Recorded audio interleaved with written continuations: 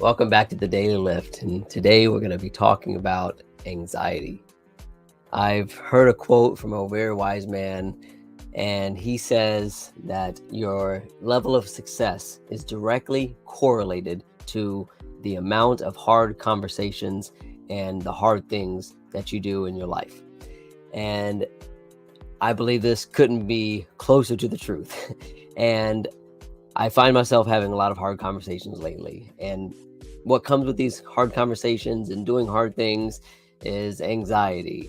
And whether it's from preparation or the buildup or thinking of what could happen, there's a lot of things, a lot of pressure, and this can get to you. It can become overwhelming.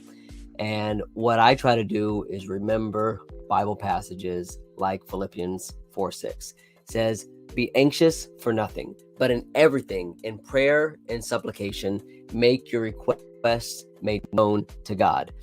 And this passage reminds me that I need not worry, that instead of worrying, turn that anxious energy and those thoughts, direct that energy toward God. Cast your cares on Him.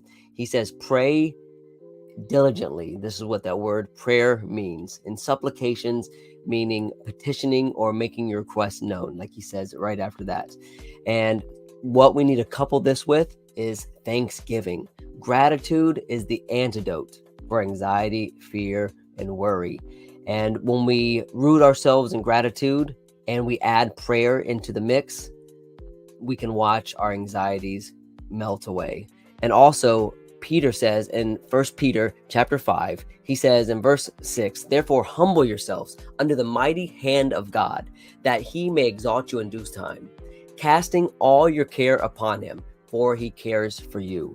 This is another wonderful passage that we can turn to and remind ourselves that God will watch after us. He cares for us. He wants us to lay our cares on him. He wants us to turn to him first.